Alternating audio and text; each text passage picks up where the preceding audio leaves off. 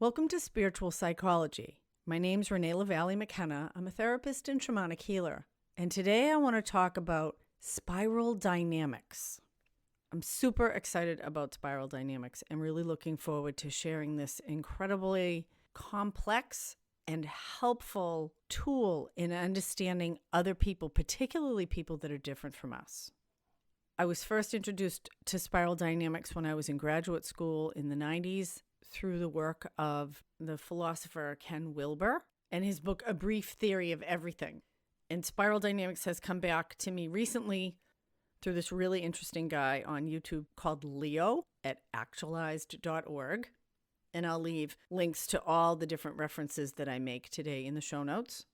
Spiral dynamics has become the lens I now see the world through. And so what is it? Spiral dynamics is a way to understand the psychosocial evolution of humans. They divide these kind of different groupings or different worldviews into colors, and they move along a spiral. And the really interesting thing about spiral dynamics is that it has nothing to do with intelligence. It has nothing to do with emotional development. It's actually deeper than that. I said that spiral dynamics is now the lens that I see the world through, and each of the colors or memes or different segments on the spiral are a lens through which people see the world, and we each have them.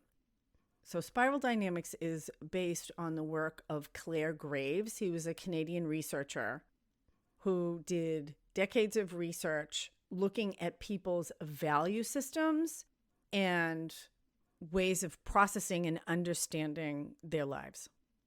And this work has been expanded out and made practical by Don Beck and Christopher Cohen, who were associates of Graves, and applied these principles to business and corporate and even to top-level government. Spiral dynamics was used to help transform South Africa out of race categories, and it's been used in design, organization, and marketing systems for a wide range of industries and professional institutions and sports programs.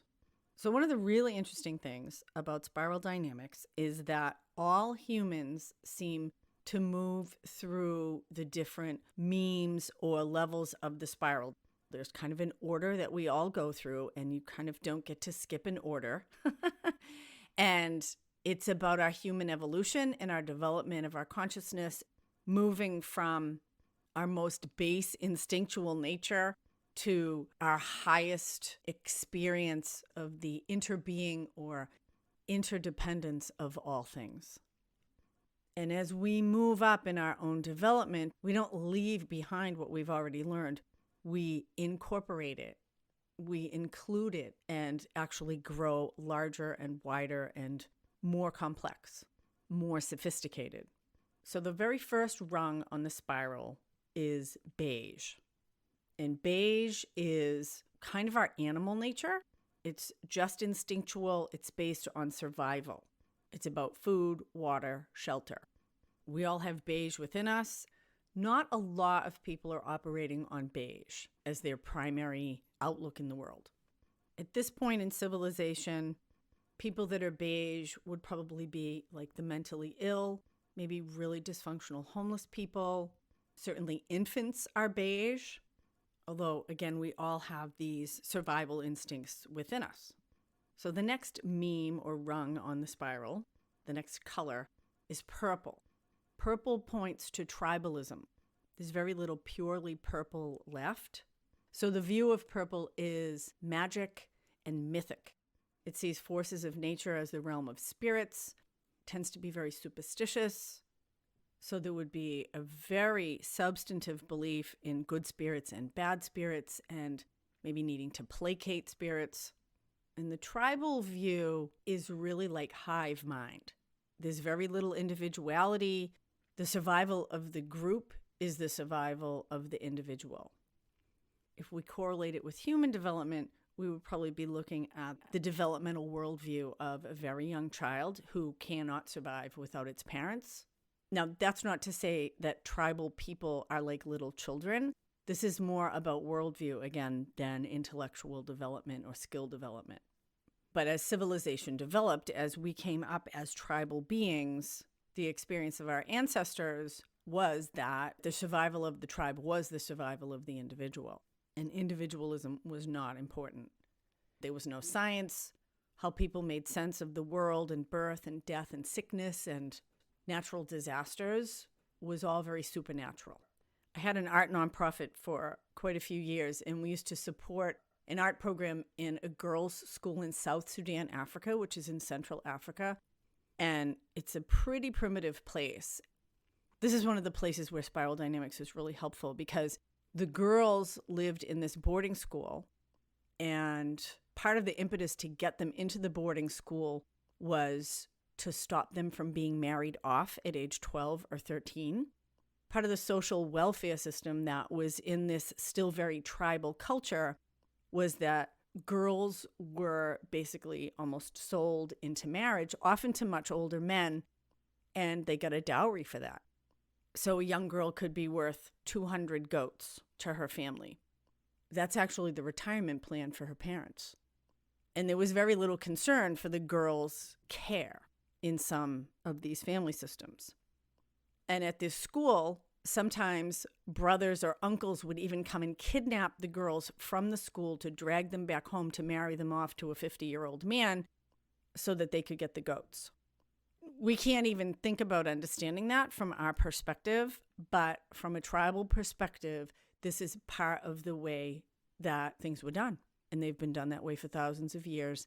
And the idea that the girls had individual rights is just not even in their worldview yet. That starts to come as we move further up the spiral. So it's not that these people are stupid or crazy or mean, although they might be all of those things individually. This is a worldview. I'm not saying it's right. I'm just saying that from the perspective of spiral dynamics, it can be understandable. So the next level up the spiral is red. And one of the things that is interesting too is that the different memes on the spiral, the different colors tend to alternate from concern with individuality to concern with the group, back to concern with individuality, and then back to concern with the group. So we start with beige, which is concerned with personal survival. Purple is tribal, concerned with group survival. And red returns back to the individual again. So the red tier is the emergence of strong leadership. There's a lot of reward and punishment. Red is the realm of heroes and mythology, of superheroes and idealization of leaders. A lot of the Old Testament is very red. Comic books are very red. Red can lend itself to very harsh rules, very clear rules, and a willingness to fight to survive in spite of the consequences to others. Red is very helpful when you require tough-minded, cold-blooded decision-making in times of crisis. So red is very helpful in times of war or revolution, and it really celebrates the feats of conquest and stories of heroes. Red is very concerned with respect and honor and integrity. So you can think of war heroes. The Taliban is very red. Terrorism, if viewed from the terrorists' point of view, is very red. The military has a lot of red in it, as do revolutionaries and guerrillas. Red is often more concerned with the individual power rather than the group power. So evolving from the tribe and evolving into leadership of the tribe. So Ken Wilber, in his book, A Theory of Everything, estimates that about 20% of the population is red. Gangs and organized crime are very red.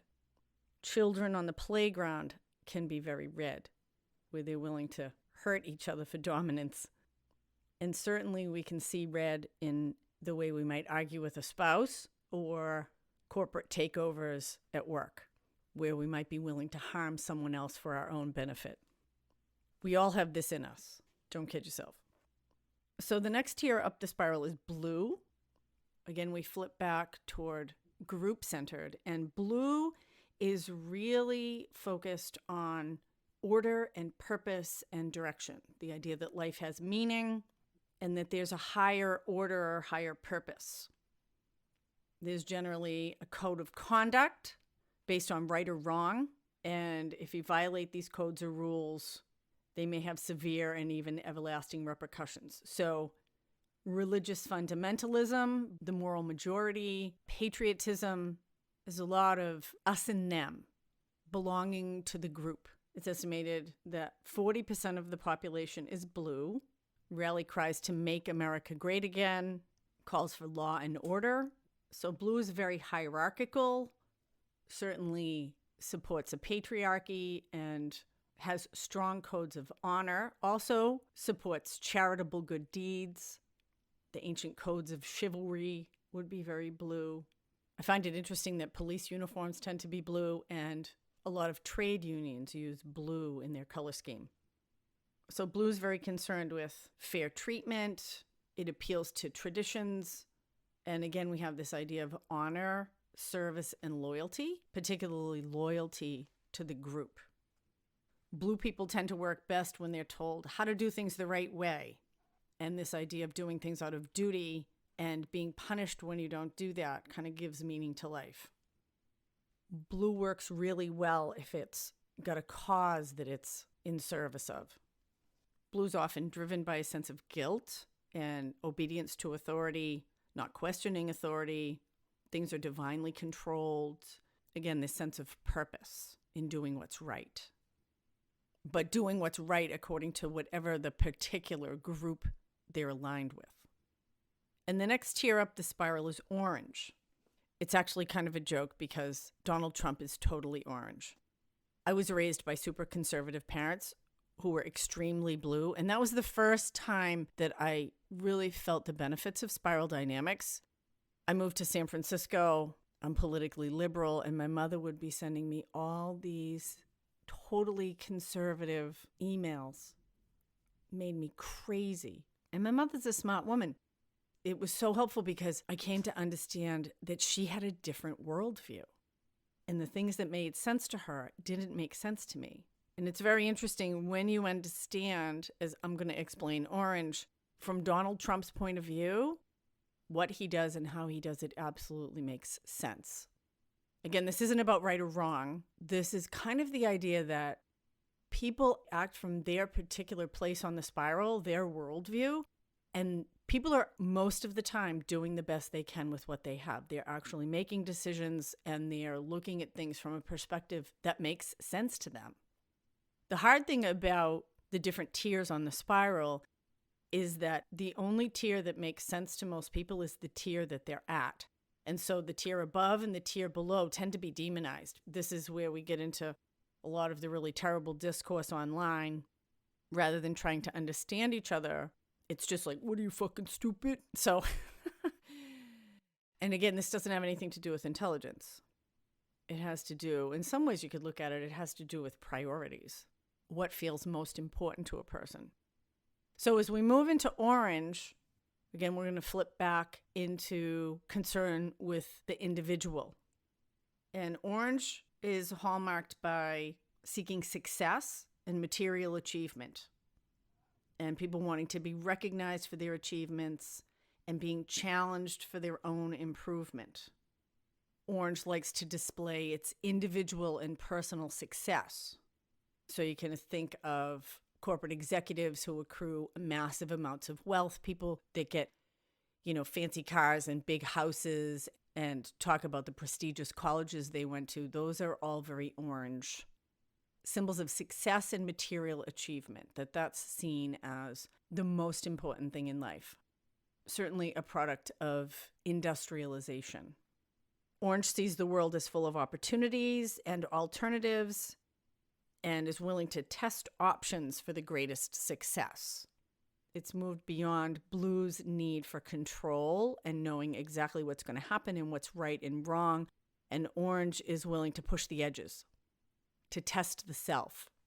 People are motivated by achievement and material awards, very competitive, and competition kind of improves their productivity and it fosters individual growth. Now, again, the idea that we are all incorporating the memes before us. So we all have aspects of us that are in these different memes, depending on what tier we have developed up to. And Beck and Cohen like to talk about people not as living just in one particular tier or meme on the spiral, but almost as if people are musical notes. In each tier on the spiral, each worldview is a different note, and people tend to resonate as chords. So there's a lot of different, like, I know I can be highly competitive, which is very orange. If you really challenge me, I'll get really red and like want to fucking, you want I have a real violent streak, and if you really mess with me, I can get pretty red and like, you want to go at it? Okay, let's do it. My desire for survival is tenacious. But I also love to belong to a group. I love to be part of a community where I feel like I'm serving a higher good. And I'm also pretty magic and mythic. So I can easily see all of the different colors within myself. And they alternate depending on the situation. So orange is very concerned with analyzing and strategizing for prosperity. Most business is orange. So orange views the world as very rational, like a well-oiled machine with natural laws that can be learned and mastered and manipulated for your own purpose. That the world is ruled by laws of science, an economy, and human events. Like the world's a chessboard on which we play games, and the winners gain preeminence over the losers. And from an orange perspective, it's totally reasonable to manipulate the Earth's resources for your own strategic gains. And Ken Wilber estimates that about 30% of the population is orange. The next tier up the spiral is green. It's so interesting to see where these colors land in logos. So the Green Party, Greenpeace, environmentalism is all very green. Green, again, flips back into concern for the group, concern for the many. And green's concerned with feelings and caring for the earth. It's against hierarchy. There's a lot of emphasis on dialogue and relationship, consensus, human rights, social justice is very green. So certainly the worldwide outpouring for Black Lives Matter, concern with diversity and human rights, animal rights, multiculturalism, and to free people from hierarchy. Green recognizes that we live in a shared habitat, both ecologically and with all humanity, and that when we join in community, we grow personally. And it's very concerned with everybody having the opportunity to grow. So in green, the well-being of people and building consensus gets the highest priority. Whereas in orange, the highest priority is on achievement and making things better for yourself. And in blue, the highest priority is obedience to authority and belonging to the group. So green really calls us to grow in caring, being in touch with feelings and social responsibility to the community and everyone in it. And Beck and Cohen divided the spiral into two tiers. And so beige through green is the first tier. And once we evolve out of green, we move into what they call the second tier. There's been a lot of talk in my lifetime about a new paradigm, about massive change in humanity. And that is the move from the first tier into the second tier, the new paradigm. And once you get into the second tier, it's much more about systems thinking. In the memes on the first 6 colors of the spiral, whichever color you're in, again, you kind of demonize the colors around you. So orange is fighting with green, green's fighting with blue, red's fighting with everyone. And there's not a lot of mutual understanding at all. In fact, it's really challenging to understand how or why people could think the way that they do outside of your own color, outside of your own worldview. And once you move up into the second tier, which is fairly undeveloped, at this point there's only 2 colors on it and very few people reach this place. The first color is yellow. And in the second tier, you start to be able to see all of the other, you can see the whole spiral. and the value in it. That each worldview has something to offer to society as a whole and to each of us individually. That there's healthy aspects of each. There's also pathological aspects of each, but there's healthy aspects to each that they're necessary. And so yellow sees life as a complex system and explores ways of being responsibly free. Yellow is also aware that there's a danger of collapse of the system. Yellow's concerned with keeping the whole spiral healthy and the awareness that everything is connected to everything else. Deep Buddhism is very yellow. The idea of interbeing, the teachings of Thich Nhat Hanh, the Dalai Lama, of metaphysics. Yellow people enjoy doing things that just naturally feel right to them, and they're advocates for free access to information and materials, which is also a little bit green.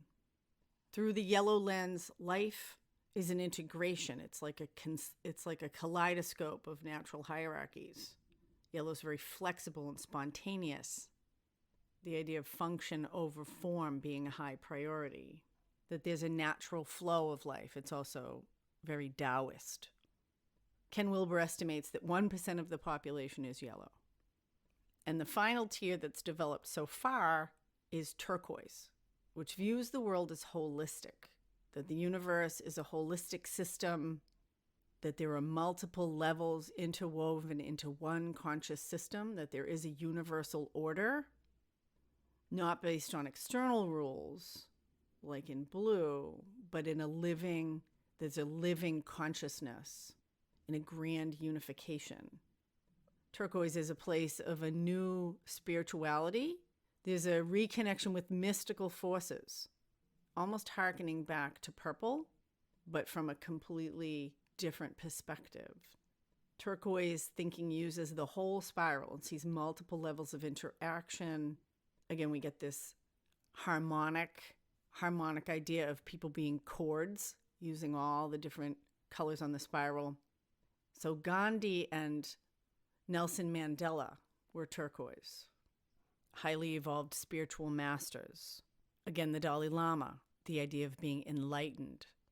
And the spiral, in my understanding, is more like a verb. It's a moving, motion-filled, evolving thing. And it's suggested that the spiral continues to evolve as humanity evolves, and there are probably more colors to come. I think there's a coral that's going to come after turquoise, but maybe the Dalai Lama is coral. I don't know. They don't even talk about it in the books. But I want to offer you the spiral of spiral dynamics as you move out into the world, as you move on social media, as you listen to the news and our different political leaders. I think it's a way to have compassion. It's a way to have understanding. It's a way to expand our own view, to incorporate the possibility that other people actually are doing the best they can with what they have, and that it makes sense why they would make the choices and believe the things that they believe from their perspective. Now, the work of all of us is to grow and evolve. And rather than demonizing each other, I think the best thing we can do is to have understanding for each other and to try to help each other to evolve up the spiral into greater complexity, into greater harmony, into greater awareness that we're all in this together, that we each have a role to play, and that wherever we are is valid, even if it's challenging to understand. And challenging ourselves to understand others is our own personal growth work, even if we don't agree with them. It's much easier to help someone grow and evolve if you actually understand them and can speak their language than if you're demonizing them and telling them they're bad or stupid. Because the colors on the spiral are beyond morality. They're beyond intelligence.